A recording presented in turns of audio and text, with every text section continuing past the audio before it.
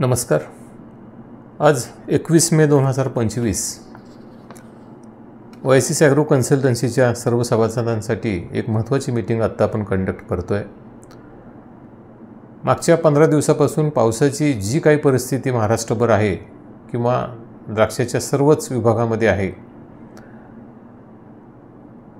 त्याचबरोबर तज्ज्ञांच्याकडून जो अंदाज पुढचा मान्सूनचा आलेला आहे, या सगळ्यांचा जर आपण विचार केला तर द्राक्षाचं भवितव्य काय असणार आहे याचा अंदाज आता आपल्याला सगळ्यांना आलेला आहे. अशा परिस्थितीमध्ये अतिशय कमी कालावधी आपल्या हातात आहे की ज्या कालावधीमध्ये थोडंसं व्यवस्थित आपण जर काम केलं तर ह्या परिस्थितीवर आपण मात करू शकतोय. एप्रिल कटिंगचा जो मेन उद्देश आपला असतो गर्भधारणा आणि त्यानंतर मग गर्भाची वाढ, त्यानंतर पानं टिकवून ठेवणं, अन्नसाठा करणं, हे 3 मेन उद्देश आहेत आपले. आणि यातला सगळ्यात महत्त्वाचा जो उद्देश आहे तो म्हणजे गर्भधारणा करून घेणे. आत्ता जे प्लॉट सपकेनच्या अवस्थेमध्ये आहेत, मग कुणाचे सपकेन करायचे असतील, कुणाचे सपकेन चालू असतील किंवा सपकेन होऊन आता आठवडाभर झाला असेल, हा जो काही पिरियड आहे, हा जो काही कालावधी आहे 20 ते 25 दिवसाचा आपण महत्त्वाचा कालावधी मानतो गर्भधारणेसाठी. या कालावधीमध्ये जेवढे प्लॉट आहेत त्या प्लॉटमध्ये गर्भधारणेविषयी अडथळे येण्याची शक्यता मोठ्या प्रमाणामध्ये दिसते. आणि हेच प्लॉट जे या कालावधीमध्ये आहेत, हेच प्लॉट आपल्या दृष्टीनं आता अतिशय महत्त्वाचे प्लॉट आहेत की ज्याच्यामध्ये जर काम करताना आपण व्यवस्थितपणे निर्णय घेतले तर यातून आपण काहीतरी रस्ता काढू शकतोय. आता या मीटिंगचा जो उद्देश आहे तो हाच आहे की पुढची परिस्थिती जी आता काही सांगितली जाते याच्यामध्ये पुढच्या 3-4 दिवसामध्ये पाऊस कमी होतील, 2-3 दिवसामध्ये, त्यानंतर एक आठवड्याभराचा गॅप पडेल आणि परत पाऊस चालू होतील असा एक अंदाज तज्ज्ञांचा आहे. मागं पडलेले पाऊस आणि पुढे होणारे पाऊस या सगळ्यांचा अंदाज घेऊन काय चेंजेस करायचे आपल्या शेड्यूलमध्ये किंवा कामांच्यामध्ये याच्याविषयी ही महत्त्वाची मीटिंग आपण आता कंडक्ट करतोय. या मीटिंगमध्ये मी जे काही सांगेल ते तुम्ही व्यवस्थितपणे लिहून घ्या आणि त्या पद्धतीनं तुम्ही तुमच्या प्लॉटमध्ये निर्णय घ्या, कामं करा. आपण 3 टप्पे करतो आत्ता. पहिला टप्पा की जे लोकलचे प्लॉट आहेत परंतु सपकेनच्या पिरियडमध्ये आहेत. लोकलचे प्लॉट आहेत परंतु सपकेनच्या पिरियडमध्ये आहेत. सपकेनचा पिरियड म्हणजे गर्भधारणेचा जो आपला पिरियड आहे तो सपकेनच्या अगोदरचे 5-6 दिवस आणि सपकेन नंतरचे 15 ते 20 दिवस हा जो कालावधी आहे, 15 दिवस पकडू आपण, हा जो काही 20 दिवसाचा कालावधी आहे, अगोदरचे 5 दिवस आणि नंतरचे 15 दिवस, या कालावधीमध्ये जे लोकलचे प्लॉट आहेत त्यांच्यासाठी काय एक्स्ट्रा काम करायचं. दुसरा टप्पा की युरोपचे जे प्लॉट आहेत परंतु ती या कालावधीमध्ये आहेत, सपकेनच्या अगोदरचे 5 दिवस आणि सपकेन नंतरचे 15 दिवस या कालावधीमध्ये आहेत पण युरोपचे आहेत, त्यांच्यासाठी काय काम करायचं. आणि तिसरा टप्पा असेल तो म्हणजे सपकेन होऊन आता 7-8 पानं आलेली आहेत पुढची आणि आता शेंडे मारायची तयारी करायची आहे किंवा तिथून पुढचे असणारे प्लॉट यांच्यासाठी एक्स्ट्रा काय काम करायचं याच्याविषयी चर्चा आपण आजच्या या एक्स्ट्रा मीटिंगमध्ये करतो आहे. मी म्हटल्याप्रमाणे जे काही तुम्हाला सांगितलं जाईल ते तुम्ही व्यवस्थितपणे लिहून घ्या आणि त्या पद्धतीनं तुम्ही तुमच्या प्लॉटमध्ये निर्णय घ्यायला चालू करा. पहिला टप्पा आहे की लोकलचे प्लॉट आहेत परंतु सपकेनच्या कालावधीमध्ये आहेत. कुठला कालावधी? सपकेनच्या अगोदरचे 5 दिवस आणि सपकेन नंतरचे 15 दिवस. ह्या 20 दिवसाच्या कालावधीमध्ये लोकलचे जे प्लॉट आहेत त्यांनी आपल्या शेड्यूल व्यतिरिक्त, शेड्यूल तर करायचंच आहे पण शेड्यूल व्यतिरिक्त जे काम करायचं आहे ते मी सांगतोय. आपल्याला 3 स्प्रे आता महत्त्वाचे आहेत. पहिला स्प्रे असेल लिओसिन 22 05234 आणि कराटे. 200 लिटर पाण्याचं जर प्रमाण म्हणायचं असेल तर लिओसिन 200 मिली, 22 200 ग्रॅम, 05234 स्प्रे ग्रेडचं 500 ग्रॅम आणि कराटे त्याच्यामध्ये 150 मिली, असा हा पहिला स्प्रे असेल. लगेच दुसऱ्या दिवशी प्रति एकरसाठी मी 200 लिटरसाठी सांगत नाही, प्रति एकरसाठी एडिसोल 500 मिली, नेमामृत 500 मिली, ग्रीनसोल 750 मिली आणि त्याच्यामध्ये न्यूट्री6 300 ग्रॅम. बघा दुसरा स्प्रे प्रति एकरसाठी हा स्प्रे आहे. पहिला स्प्रे मी सांगितला तो 200 लिटरसाठी आहे. दुसरा स्प्रे मी सांगतोय प्रति एकरसाठी एडिसोल 500 मिली, नेमामृत 500 मिली, ग्रीनसोल 750 मिली किंवा त्या ठिकाणी तुम्ही दुसरं कुठलंही सीवीड एक्स्ट्रॅक्ट टाकू शकता आणि न्यूट्री6 300 ग्रॅम हा आपला दुसरा स्प्रे असणार आहे. लगेच दुसऱ्या दिवशी हा स्प्रे झाल्यानंतर लगेच दुसऱ्या दिवशी त्यानंतरच्या दिवशी 6BA 20 ppm प्रो 20 200 लिटरसाठी 200 ग्रॅम आणि प्रो 12 200 लिटरसाठी 200 ग्रॅम. हा तिसरा स्प्रे परत घ्या. 6BA 20 ppm म्हणजे 200 लिटरसाठी 4 ग्रॅम, प्रो 20 200 ग्रॅम आणि प्रो 12 200 ग्रॅम हा आपला तिसरा स्प्रे असणार आहे. हा स्प्रे हे जे 3 स्प्रे तुम्हाला मी दिलेले आहेत हे 1 आठवड्यानंतर परत रिपीट करायचे आहेत.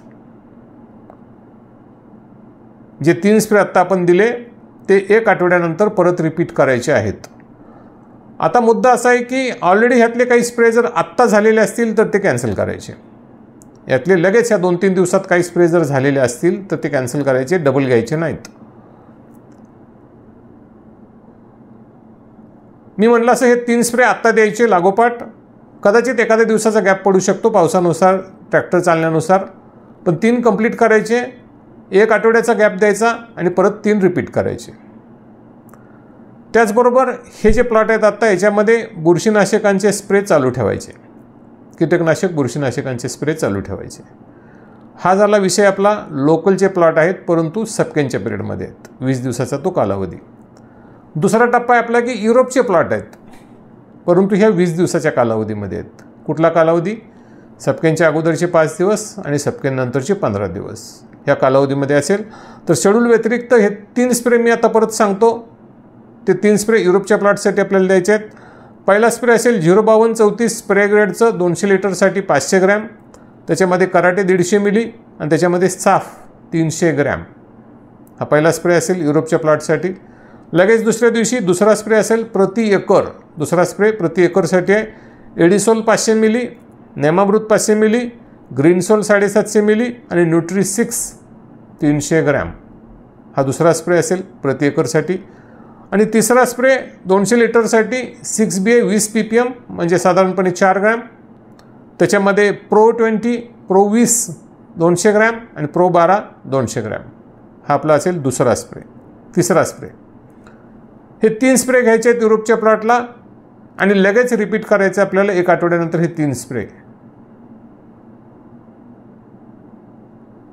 आता जे प्लॉट सपकेनच्या पुढं गेलेले आहेत, 8-9 पानाच्या पुढं गेलेले आहेत, सपकेनच्या पुढची फूट 8-9 पानाच्या पुढे गेलेले आहे, शेंडा मारायची तयारी चालू आहे, शेंडा मारून झालेला आहे, अशा परिस्थितीमध्ये जे प्लॉट आहेत याच्यामध्ये बुरशीनाशकांचे स्प्रे घ्यायचेच, बंद करायचे नाहीत. प्लस त्याच्यामध्ये एडिसोल, नेमामृत आणि ग्रीनसोलचा एक स्प्रे घेऊ शकता. जर का तुमचे अगोदरचे 3-4 स्प्रे व्यवस्थित झाले असतील तर कॅन्सल करा, झालेले नसेल तर घेऊ शकता. युरेसिल 6BAचा एखादा स्प्रे या पिरियडमध्ये घ्या. त्याचबरोबर न्यूट्री6 साफ आणि कॉन्फिडॉर असा एक स्प्रे घ्या. प्रो 12 प्रो 20 आणि पॉलिरॅम असा एखादा स्प्रे घ्या. हे एक्स्ट्रा स्प्रे आपल्याला घ्यायचे आहेत.